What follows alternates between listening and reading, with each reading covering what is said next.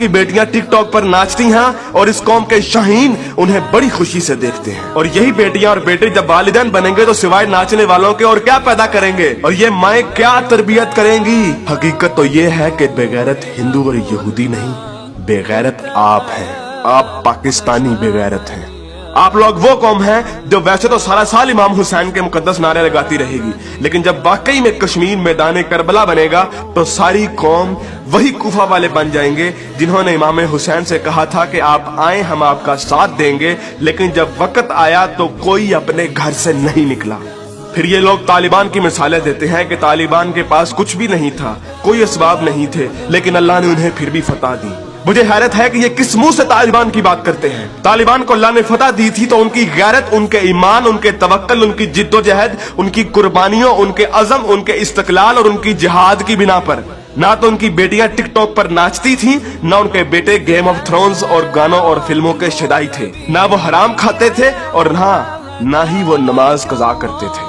कश्मीरी तो बेवकूफ है कि उन्होंने इस कौम से सारी उम्मीदें लगाई हुई हैं, जिस कौम के नौजवान मुजाहिद भी हैं और मुफ्ती भी हैं, लेकिन सिर्फ फेसबुक, ट्विटर और इंस्टाग्राम के। बल्कि लोग नौजवानों को और इस यूथ को बहुत सराहते हैं, कहते हैं कि ये पाकिस्तान का एसेट है, लेकिन मैं ये कहता हूँ कि ये नौजवान लानत है। इस वक्त पाकिस्तान की तकरीबन तमाम यूनिवर्सिटीज फहाशी, फहश गोई, गलाजत, नशा, इश्क माशूकी का अड्डा बनी हुई है। इन नौजवानों ने इस्लाम को मजाक बना दिया है। इन्हीं नौजवानों ने मॉडर्निज्म के नाम पे फहाशी और बेहयाई को रिवाज दिया है। हर लड़की आजकल टाइट्स पहन के फिरती है। इस्लाम और तहजीब का कोई नामो निशान ना यूनिवर्सिटीज में है ना कॉलेजेस में।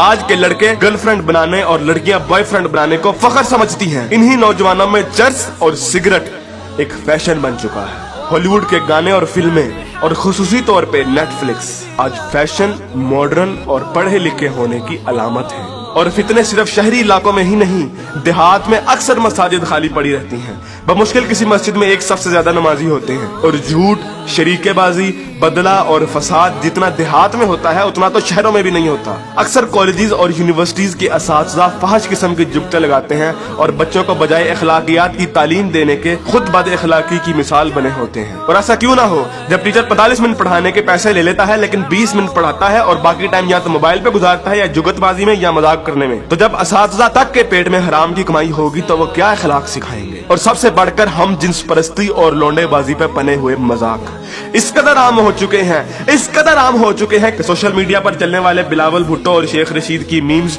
इस कदर आम हो गई हैं कि जैसे ये कोई मसला ही नहीं, जैसे ये कोई खिलाफे इस्लाम, खिलाफे तहजीब कोई बात ही नहीं। ये फितना मजाक में इस कदर आम हो गया है कि अब तो कोई स्कूल, कोई कॉलेज, कोई यूनिवर्सिटी से मुस्तस्ना नहीं। जिस कौम के बच्चे 12-12, 13-13 साल की उम्र में स्कूलों से ही फहाशी और पोर्नोग्राफी के मरीज बन जाते हैं, तो क्या वो हवस के पुजारी नहीं बनेंगे? ऐसी जगह ज़ैनब जैसे केस सामने नहीं आएंगे तो और क्या होगा? मुझे हैरत होती है कि हर बंदा मीडिया को तनकीद का निशाना बनाता है, हर बंदा मीडिया को फहाशी का असल कसूरवार ठहराता है, लेकिन खुद को कोई जिम्मेदार नहीं ठहराता जो उस मीडिया को बड़े शौक और बाकायदगी से देखता है और उस मीडिया को अरबों रुपए का बिजनेस भी देता है।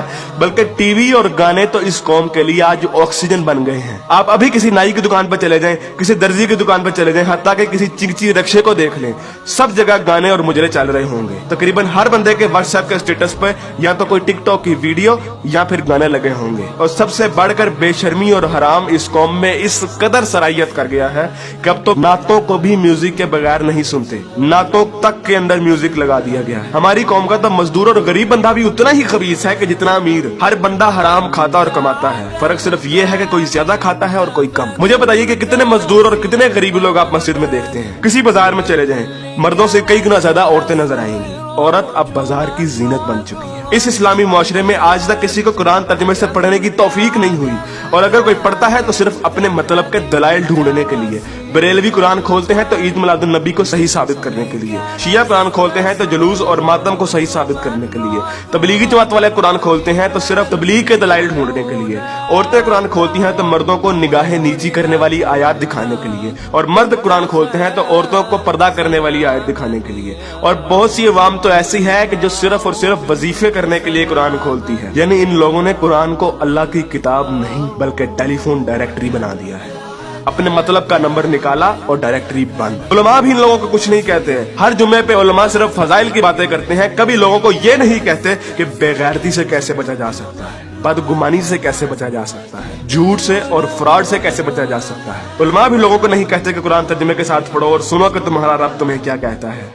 और यकीन कीजिए कि जब आप कुरान तर्जुमे के साथ पढ़ेंगे तो आपको अंदाजा होगा कि एक बार सुभान अल्लाह या 100 बार कलमा पढ़ने से जन्नत नहीं मिलनी। अमल करना पड़ता है, अमल। लेकिन हमारे मीठे मीठे उलमा और मुबल्लिग सिर्फ और सिर्फ मोहब्बतें बांटने पर जन्नतों का वीजा दे देते हैं। जिस मुल्क में दुनिया में सबसे ज्यादा ईद मिलादुन नबी मनाई जाती हो, मुहर्रम के जुलूस निकलते हो, तबलीगी जमात वाले तबलीग करते हो, वही मुल्क दुनिया में करप्शन और झूठ और हराम कमाने में सबसे आगे है। तुम लोग कुर्बानी के लिए जानवर भी लेते हो तो सिर्फ लोगों को दिखाने के लिए, अपना स्टेटस कायम करने के लिए। यकीन कीजिए असल गद्दार आप हैं। कायद आजम अल्लामा इकबाल और 50 लाख शोहदा के लहू से गद्दारी की है आपने, पाकिस्तान से गद्दारी की है आपने, और सबसे बढ़कर अल्लाह और उसके रसूल से गद्दारी की है आपने। ग़ज़वा उहद में जब सहाबा ने हुज़ूर अकरम सल्लल्लाहु अलैहि वसल्लम की एक छोटी सी नाफरमानी की थी तो उस छोटी सी नाफरमानी की बिना पर अल्लाह ने मुसलमानों को बहुत बड़ी शिकस्त दी।